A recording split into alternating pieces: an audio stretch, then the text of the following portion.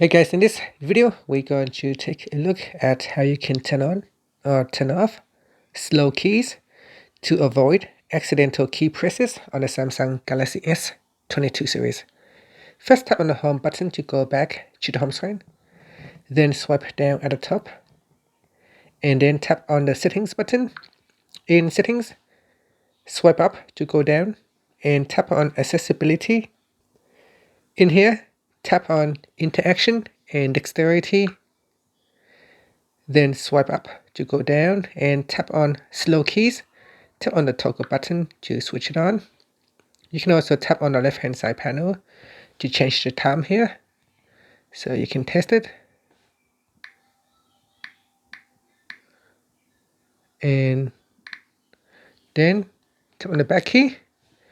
And after that, you can tap on the home button to go back to the home screen. And that's it. Thank you for watching this video. Please subscribe to my channel for more videos.